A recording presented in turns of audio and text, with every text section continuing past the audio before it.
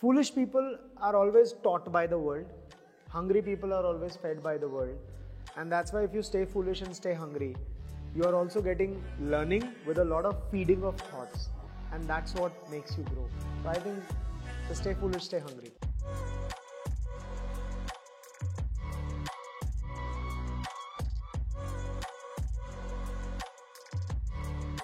Welcome to the channel. I am Alok and welcome to the Unique Show. Today we are going to start our newly first ever podcast with our unique guest who is Dr. Sachin Sidra sir. So first of all, before we kickstart the event, thank you very much sir, and I am very blessed and honored that you are here to start our podcast. Sir, before we kickstart, let me tell you that we have some questions to you, and this question are offered with us with some of the students. So, are you ready for that, sir? Always. Before we go any further to the video, we all know that we need good internships to get better placement with good companies to get great CTC. If yes, then I have some exciting news for you. This video has been sponsored by Y-Hills. Who don't know Y-Hills? Y-Hills is an online tech platform where you can get internships in various courses at a very minimal cost with the companies like Microsoft, IBM, Autodesk and many more. So what are you waiting for? Register yourself through the link given in the description. And now let's get back to the Sachin sir. So sir, let me ask you sir, like we all know sir, like skills are of two types, classified can be in two types, like in hard skills as well as in soft skills too.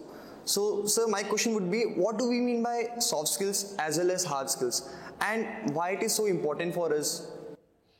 Well, see, Alok, अगर हम hard skills और soft skills को categorize करते हैं, hard skills are called hard skills because they have a paper that represents them. Right, sir. So they are more of your technical qualifications, your degrees, all these things. They are called your hard skills, and you get hired for your hard skills. But soft skills are skills that you cannot have a paper that can define them. You cannot have a particular degree which talks about them, but they are there and they are very important. They are like the backbone of the hard skills. So you get hired for your hard skills, but you mostly get fired because of your soft skills, and that's absolutely true. Soft skills are called soft skills only in corporate language. Otherwise they have another name, and that name would probably shock a lot of people while we talk about it. Okay, so as our conversation started and you just said me like it is more about the corporate world, right? So sir, my question would be sir, is soft skill a professional thing or it is a integral part of our life? Soft skill, if you're talking about soft skills, yes, it would be more of integral corporate thing. Why? Because they are talking about skills that they cannot measure in paper. There is no qualification for it. There is no degree. There is no mark sheet for it. But if you look at the skills that are under the umbrella term soft skills, they are not soft skills. And here I'll reveal you the real name of it. They are life skills. They are skills for life.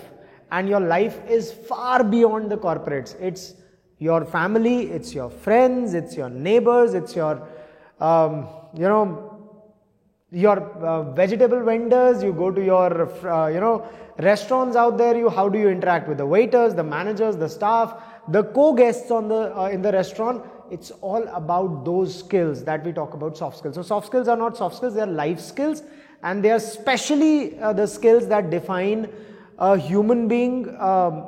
And its behavior. So they are behavioral skills. That's what you will term them as. And the best term that I would like to use is life skills because they are used throughout your life. They don't end when you retire. You still keep using them. Right.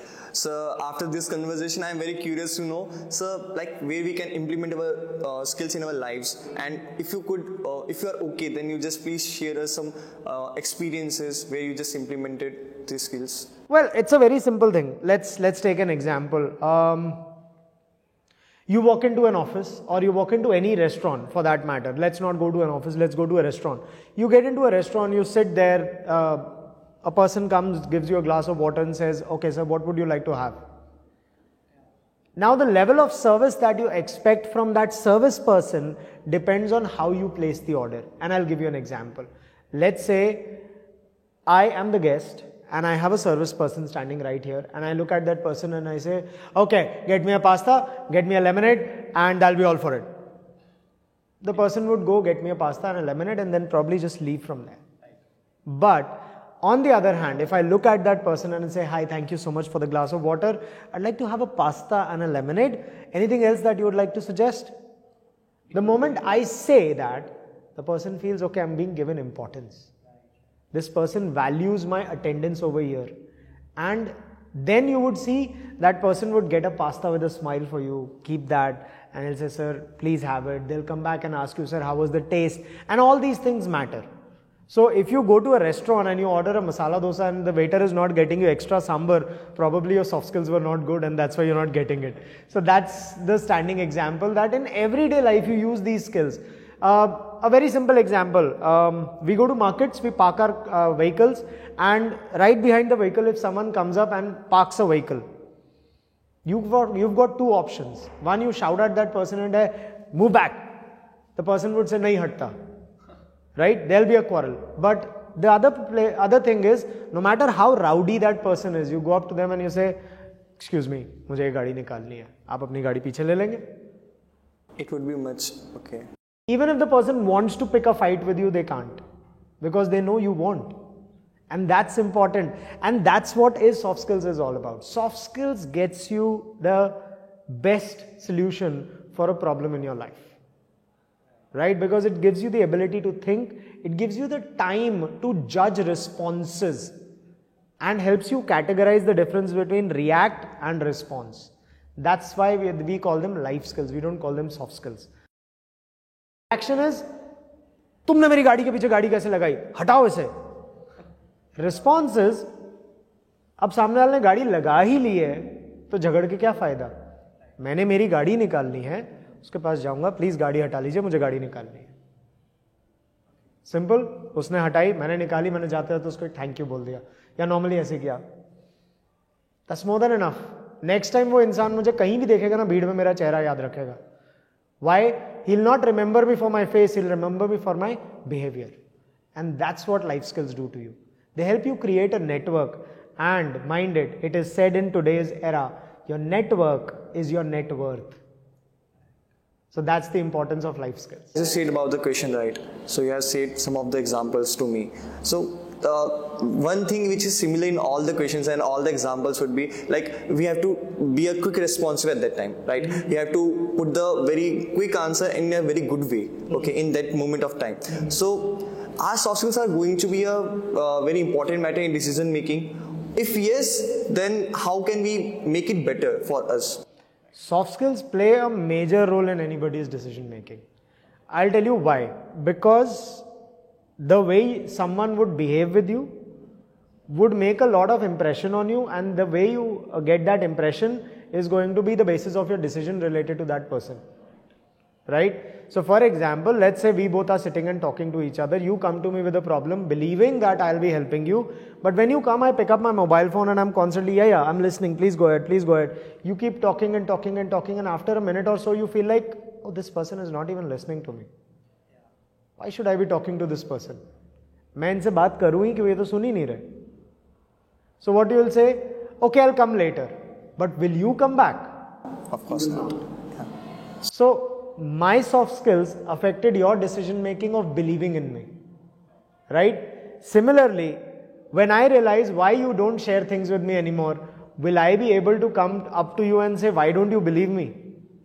No, because I'll know that my behavior was the reason that you don't believe in me, and I'll have the guilt of it.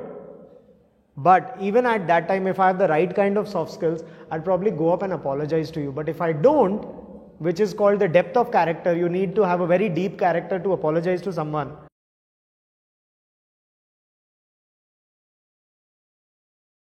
And I can change your response by apologizing and telling you that day, there was some important message coming from my boss. I was reporting something, I was doing something, and probably I can clear the clouds in our communication. But if I don't do that, you will never know it. And since you will never know it, you will never change your thought towards me. So it all depends on the skills that you present to interact between two people. And not just that, I'll tell you, you said quick response. Soft skills is not about quick response all the time. Sometimes it is to delay responses also. Why? Because people who have thorough life skills or soft skills are people who would normally be able to analyze situations very effectively. And they would know when to speak, when not to speak, when to respond, when not to respond. So sometimes they delay responses. Like a person comes in from that door shouting at me. If I shout back, which is a reaction, what will happen? Leads to a quarrel. The person comes in shouting at the door. I let the person walk in. I let him shout the hell out of his throat. And when he's out of energy, I tell him, please have a seat. Let's discuss.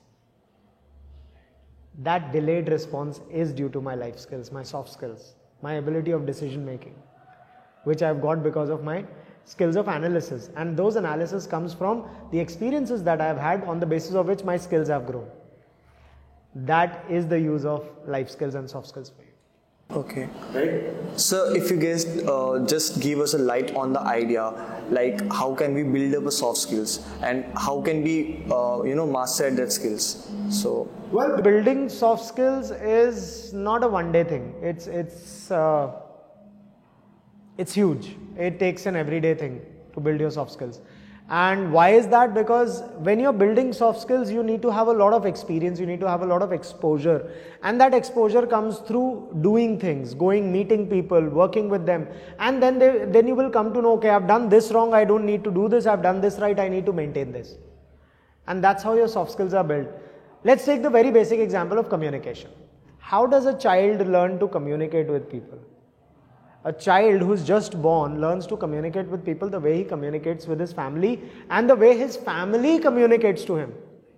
So if the family is abusive, if the family is shouting, if the family is physical while, telling him not to do or to do things, that means they beat him up, they, just crunch his ear or something like that. He would think this is normal. He would do it with other people. But if a family comes and handles even the cranky child very well, saying, Beta, calm down. What is your problem? Relax. No, I'll not talk to you till the time you calm down. The child will understand, okay, this is the right way. And that's how soft skills are built. So you don't build soft skills by learning any book. Of course, there are many books and I would not say don't read books. Read books. But those books are only general guidelines.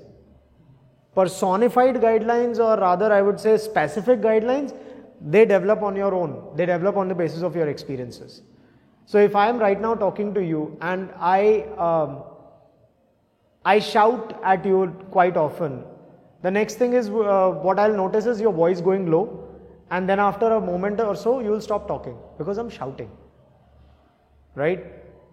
That's a quite normal response. But if someone is watching me and taking inspiration from me, they'll consider shouting is right because you went quiet, thinking I won, you lost.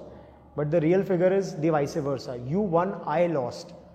You won your composure and calmness of mind. I lost my credibility in your eyes. Right? That's how you have to think and work on soft skills. So it is very unique, like I just get an exposure how to make a soft skills.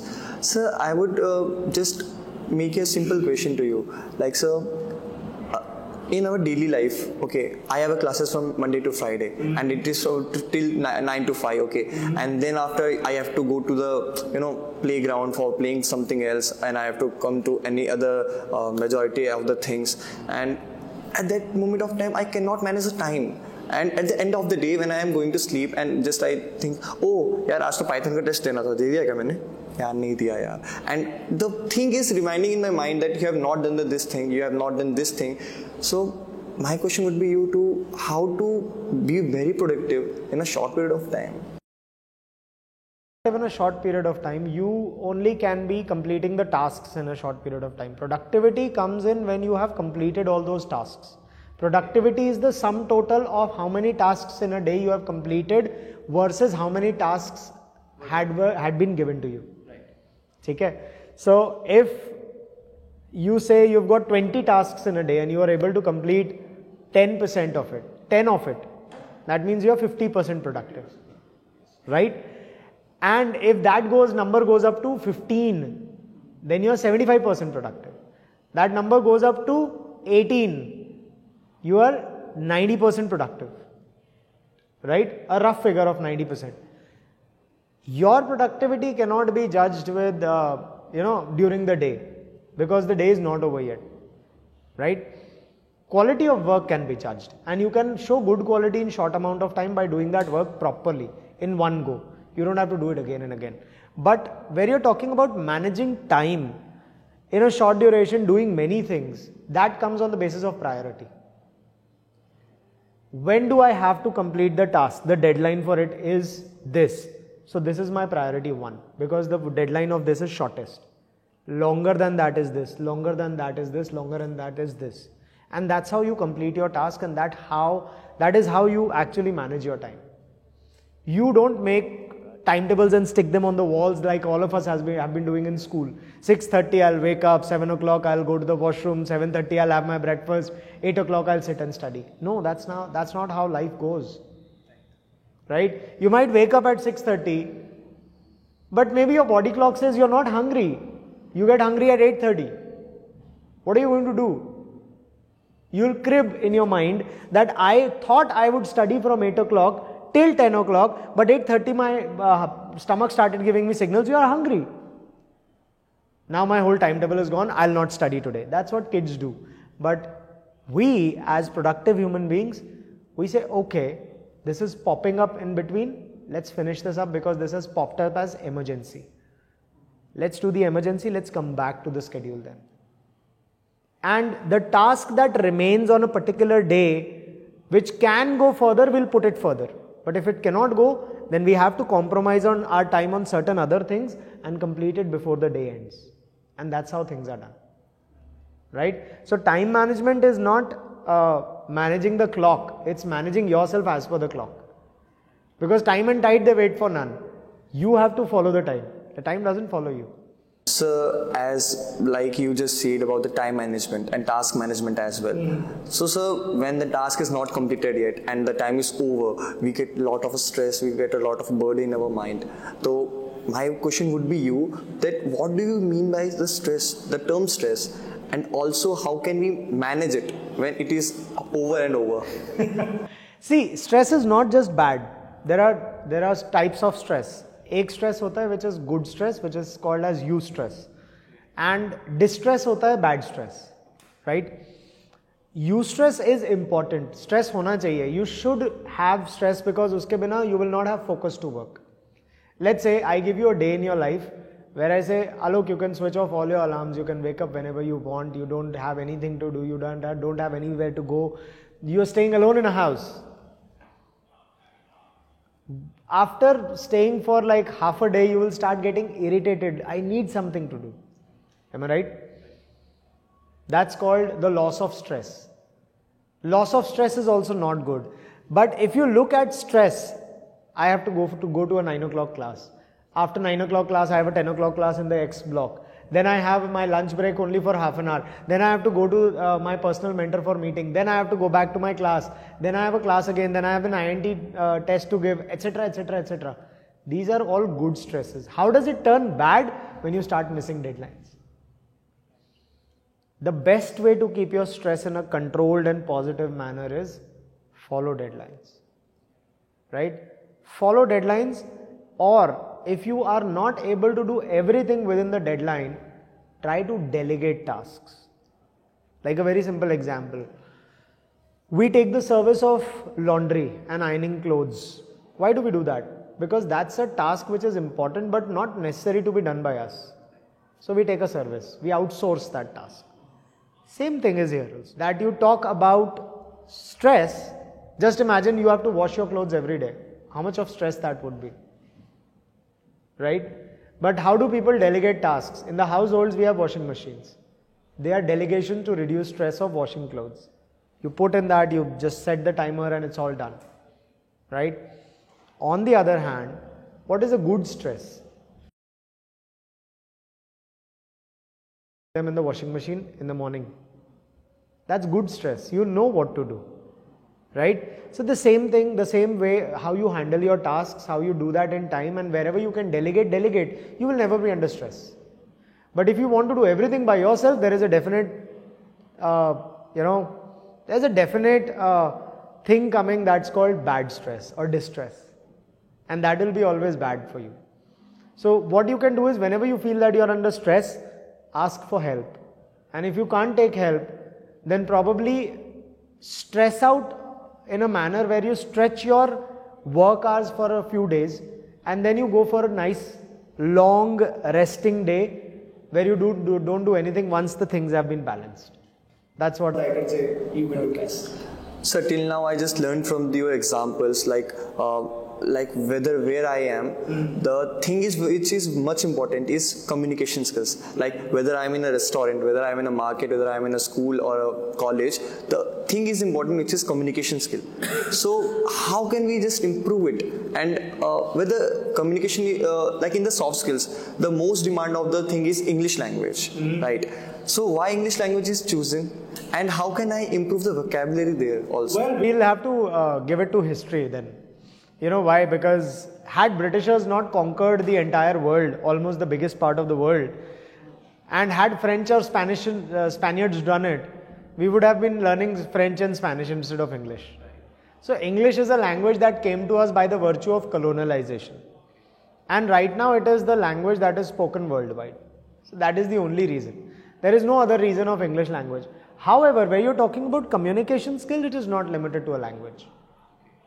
You need to know how you communicate properly in Hindi. You need to know how you communicate properly in your own mother tongue. Could be Tamil, Telugu, Malayalam, Punjabi, Gujarati, Marathi, Sindhi, whatever your mother tongue would be. There is a good way of speaking in that as well, which people usually don't do. So communication is not about speaking. Communication is about sending your emotions and message in the right manner to the other person.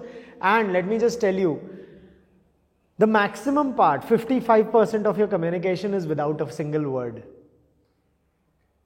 It's totally non-verbal. It's based on gestures, postures, the way you walk, the way you look at a person, the way you smile, the way you give reactions to what someone is doing around you. Right? It's a very simple thing. Dog doesn't understand your language. Or any animal does not.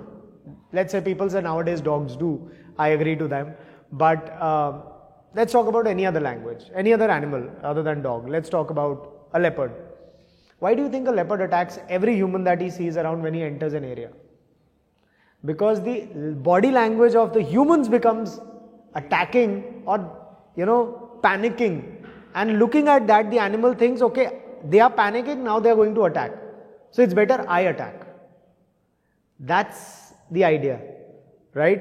So you have to be very, very careful. And people who, if you meet some of the forest dwellers, people we call Adivasi in Hindi, they carry, they would wear masks behind their head while they go into the jungle. Why? Because they know that when the tiger will look at the mask, he'll think that the human is looking at me, he won't attack. This is non-verbal communication.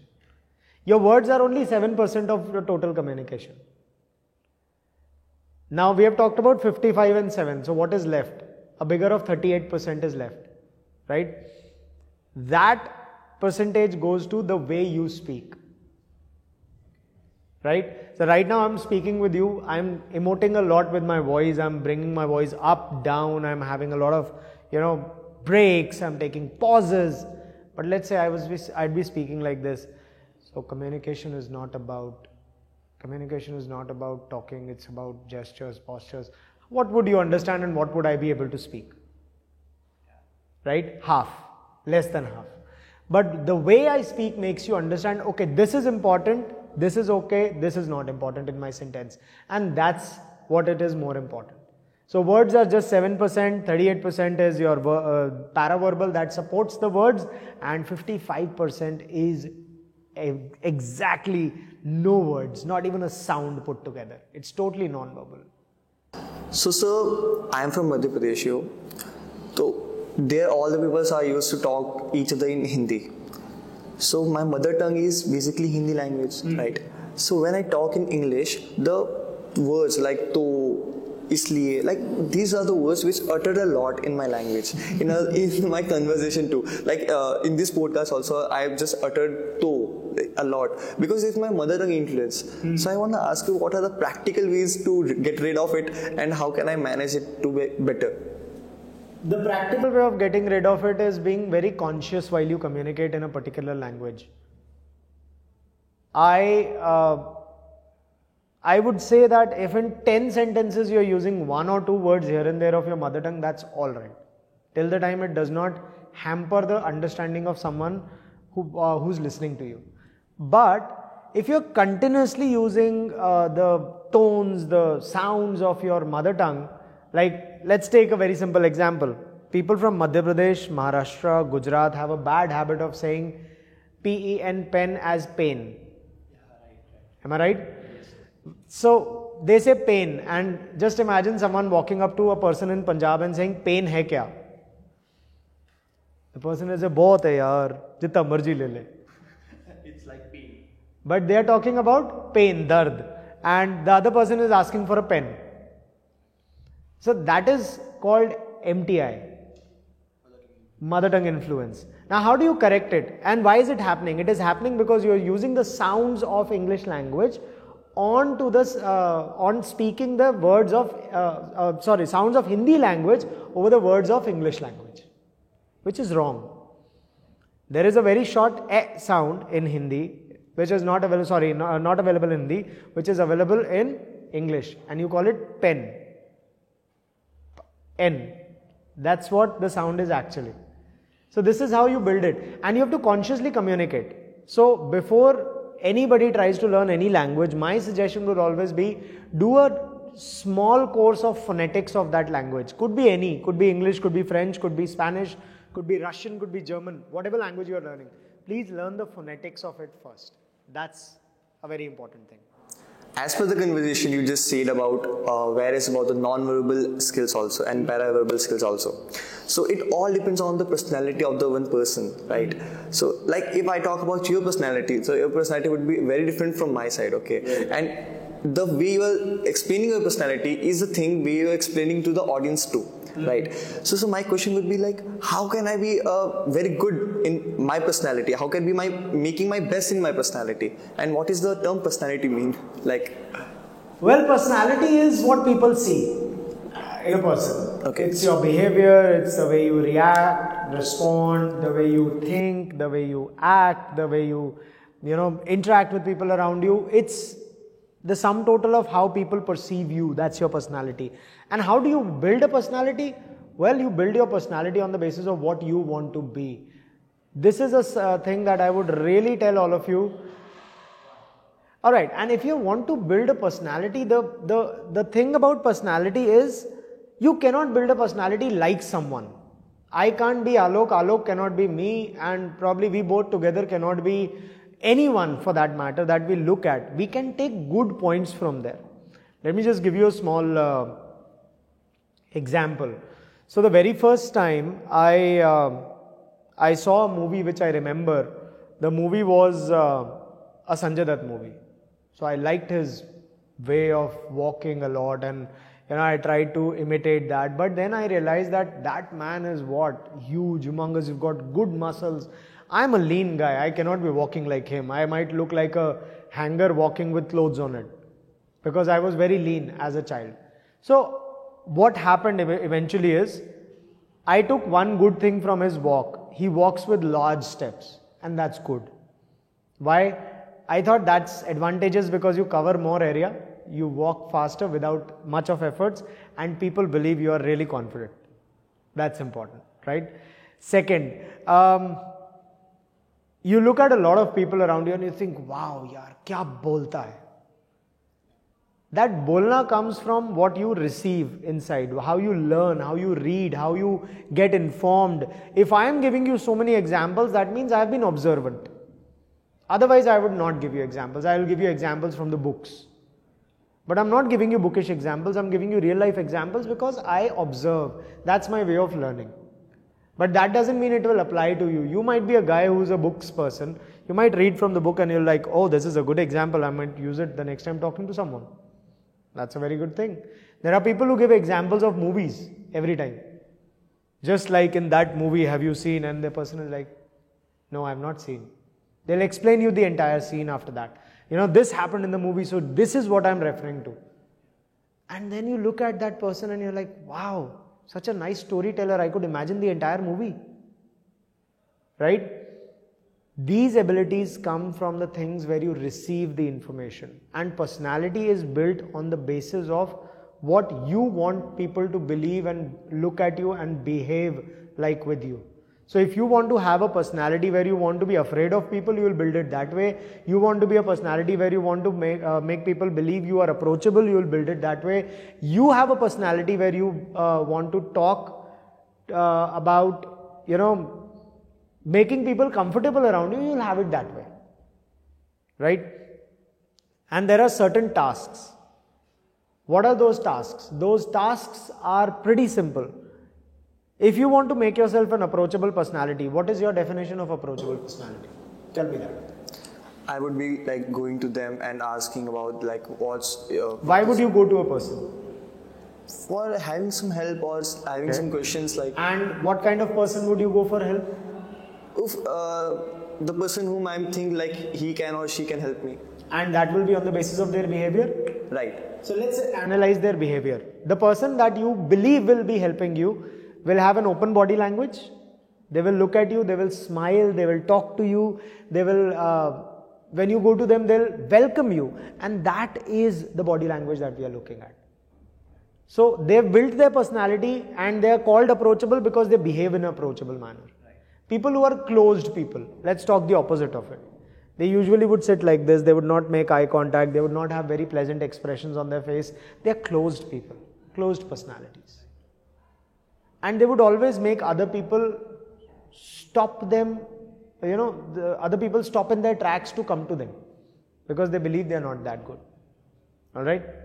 That's about how you can build a personality. So imagine yourself how you want to look, how you want people to perceive you and behave in the same manner. That's it.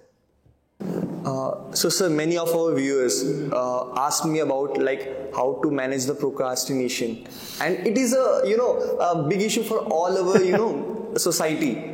So can you just tell me how to get rid of the procrastination? Actually, I also procrastinate a lot. Like if I have a burden of questions like 1,000 and all. So I was thinking like I will filter on tomorrow, I will filter on evening, I will filter on day after tomorrow, and the day didn't come. Like how to get rid of that particular time, because it is ultimately harming me now. So how can I just... See, procrastination is just like any other addiction that you have. So let's take an example of a smoker. A smoker who is smoking throughout the day, randomly, anytime, he will feel the urge to smoke without any reason. There's no reason to it. Why? Because the brain is programmed that whenever you're doing nothing, whenever your hands are free, whenever your lips are free, smoke. That mental pattern is stored in the brain. Same ways, procrastination is a byproduct of escapism. People who like to escape things. Just like you gave an example, I had 1,000 questions and I had to segregate questions out of it. I said I'll do tomorrow. Let's be honest, just ask yourself after this shoot is over, just go and ask yourself, isn't this true? Just because there were 1,000 questions, I was not touching them. Yeah, absolutely. Absolutely. Why? Because it's an uphill task and somewhere your brain tells you, just leave it, do something easier now. Because it's not our fault, the brain is designed that way. It will protect its muscles, it will protect the muscles of the eyes, it will protect its own muscles, it will protect our back, our body, and it'll say relax, you don't need to do this. But the truth is we need to. So we have to overwrite those codes that are running in our brain as blueprints that calm down, you don't need to work hard. We need to overwrite those codes by saying, no, the new code is whenever work is required to be done, it should be done. Right? It is all about self-control. So if the smoker has to break a pattern that whenever my hands and my lips are free, I should be smoking a cigarette, he has to break that pattern mentally first. So what do people do? Sometimes they start drinking water, sometimes they start doing something, and they try to distract their brain by saying, oh, no, my hands and lips are busy. And that leads to a thing called, the effect of quitting smoking. And eventually someone who persists with this action for a very long time is able to come to a point where the hands and lips are free and they'll still not smoke. Why? Because the habit is broken now. Right? The same is the thing that will happen with you. So if you persistently go ahead and say, no, this has to be done, I'm going to do it today, and no matter what, this has to complete today, you will be able to do it. And if you do it again and again and again and again for 21 days, and I'll give it to you on calendar, 21 days if you are able to do it, 22nd day, you will not be a procrastinator. That's a very simple practice. So like I am a college student, and the first thing which comes to my mind when I am entering the college is I have to get a very good placement, right? So there we have a soft skills class too for that purpose, right? So my question would be you, sir, how soft skills are too much important with the perspective of the recruitment or placements?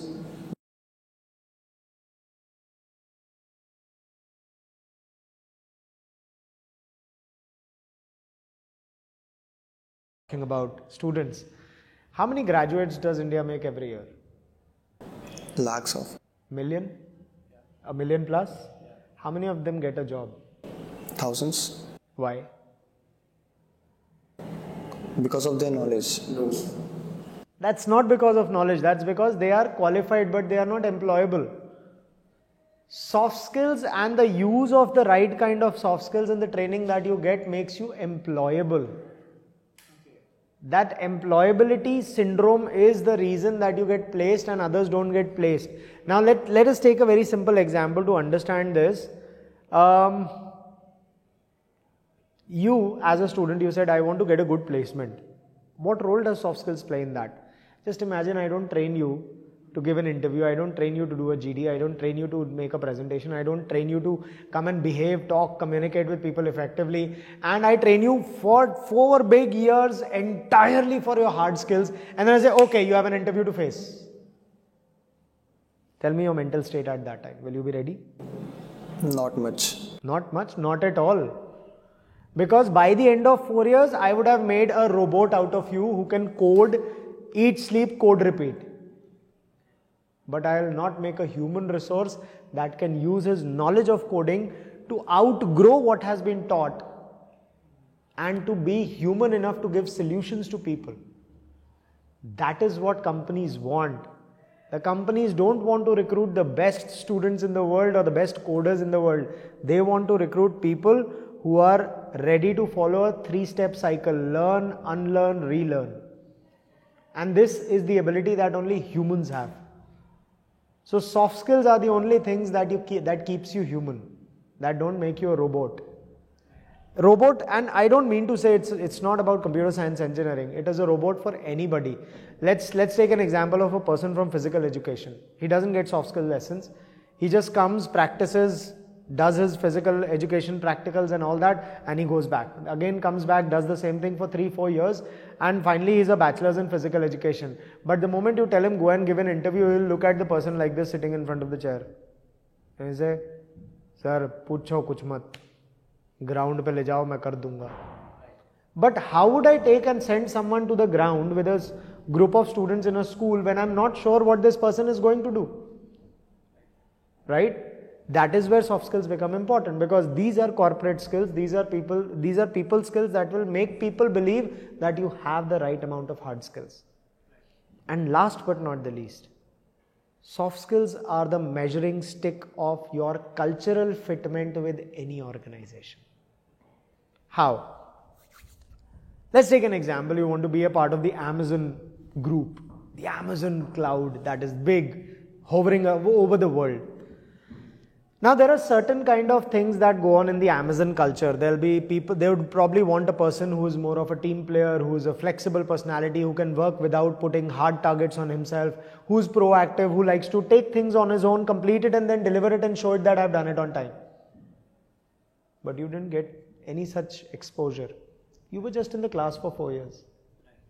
There was no one to tell you how Amazon works. And you're the best coder in the world. World number one in every place. But Amazon will still not hire you. Because you don't fit in their company. You don't fit in that environment. So job hunting nowadays is like matchmaking. If you're compatible with an organization, they'll hire you. They're okay with less of hard skills also because they'll train you. But they are not okay with your compatibility issues. Because that is making sure that you will not survive in that organization for a very long time. And if you don't survive in the organization for a very long time, it's a loss to the organization and the organization only, because you might get another job. They won't get that investment back which they have made on you. And that is the reason why soft skills make you employable. Hard skills make you qualified. So with qualification, employability also has to come. That's the importance. Right. So, like when we are going to the interview room, then we get a bit of nervous. And also when we are talking with the interviewer, when we are talking with any recruiter, any big massive personality, we get fumbled too as well. We get hesitate a lot. So can you just tell me that these three things, how to get rid of? Well, I don't know about you, Alok, but the viewers can answer if they have done this or if they have been through this situation. Ask a person who's gone on his first date. Oh. Do you know what is a date? Yes, sir, actually. Of course, you'll be knowing. So, you are in an age group where people talk about that. That's why I said you will be knowing. So, when you go on your first date, you're sitting across a restaurant table and the other person is also your age group. But how many fumbles do you put up? How conscious are you about your movements, your activities? Isn't that? Why? Because the question is, I have to make the right impression. Right.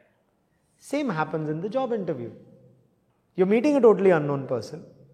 On top of it, you know this unknown person is going to give me the job or not give me the job. And you have only 30 minutes with that person inside a closed room and you have to impress that person. And you don't even have a good restaurant or a red rose in your hand with which you can impress them. You just have your resume. Don't you think it will be more difficult?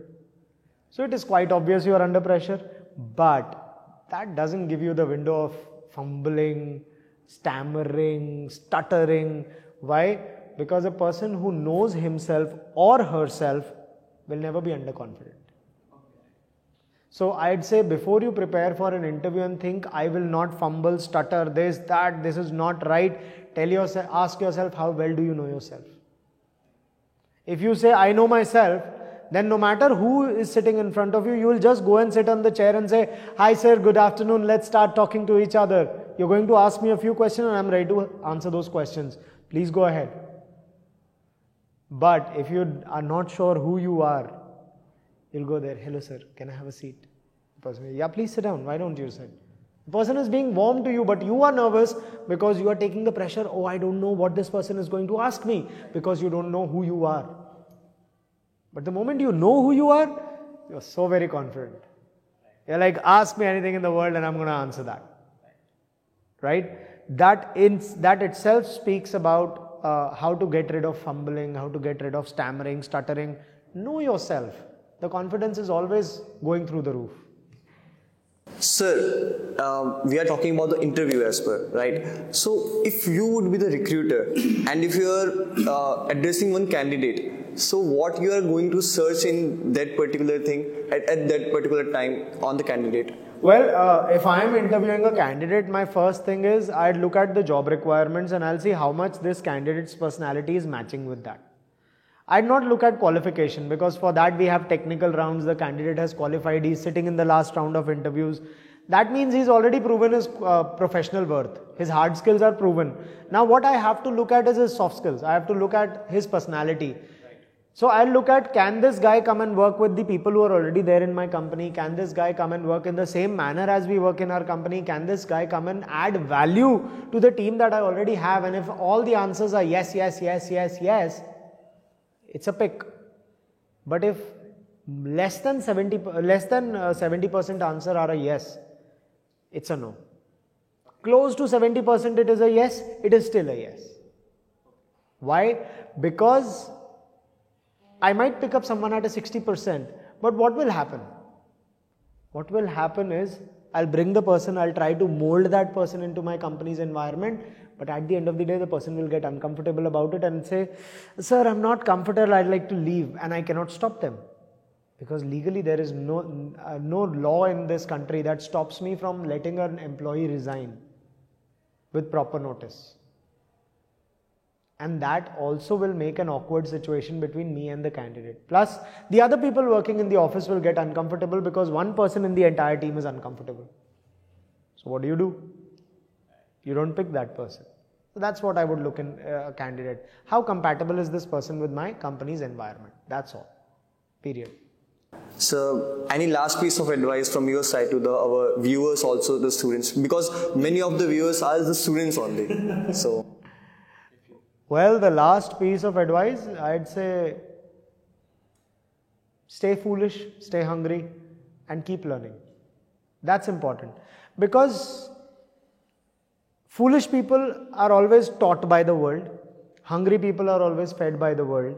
And that's why if you stay foolish and stay hungry, you are also getting learning with a lot of feeding of thoughts. And that's what makes you grow. So I think just stay foolish, stay hungry. That's all. Before we end up the session, once again, thank you very much, Lotus sir. You just make me a bunch of advices, bunch of experience of here, and I'm definitely sure that your experiences are going to help our viewers a lot. So once again, thank you very much, sir. Thank you. Thank you so much. Thank you very much, guys, for being such a wonderful audience till now. And if you watched till the end, let me know in the comment box what have you learned from the podcast. Also, if you have any type of suggestion and queries, I am just linking the Google form below in the description box. Let me know it. Also, follow me on the Instagram. The link is given below, also showing here. Bye.